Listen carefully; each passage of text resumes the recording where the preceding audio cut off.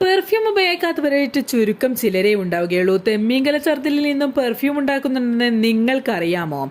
കോടികൾ വിലമതിക്കുന്നതും അപൂർവമായി ലഭിക്കുന്നതുമായ വസ്തുവാണ് തെമ്മീങ്കല ചർദിൽ. ഈ ആംബ്രിഗസ് സ്പേം തെമ്മീങ്കലങ്ങളിൽ നിന്നാണ് പുറത്തു വരുന്നത്. സ്പേം തെമ്മീങ്കലങ്ങൾ പൊതുവെ സ്ക്വിഡ്, കണവ പോലെയുള്ള സൈലോപോഡ് വർഗത്തിലുള്ള കടൽ ജീവികളെയാണ് ഭക്ഷിക്കുന്നത്. ഇവ ദഹിക്കാൻ വളരെ പ്രയാസമാണ്.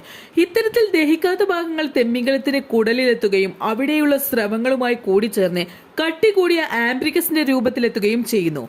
ഒരുപക്ഷെ വർഷങ്ങളോളം ആംബ്രിഗസ് തിമ്മിങ്കലത്തിന്റെ ശരീരത്തിനുള്ളിൽ തന്നെ തുടർന്നേക്കാം.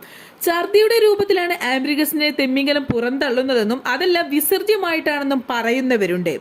തിമ്മിങ്കലത്തിന്റെ ശരീരത്തിൽ നിന്നും പുറത്തെത്തുമ്പോൾ അതിരൂക്ഷഗന്ധമുള്ള ആംബ്രിഗസ് കട്ടി കൂടുന്നതോടുകൂടി കസ്തൂരിക്ക് സമാനമായ നേരിയ സുഗന്ധമുള്ളതാകുന്നു. ആംബ്രിഗസിൽ നിന്നും ഗന്ധമില്ലാത്ത ആംബ്രിൻ എന്ന ആൽക്കഹോൾ വേർതിരിച്ചെടുക്കുന്നു. ഇതാണ് പെർഫ്യൂമിന് സ്മെൽ കൂടുതൽ കാലം നിലനിൽക്കാൻ സഹായിക്കുന്നത്.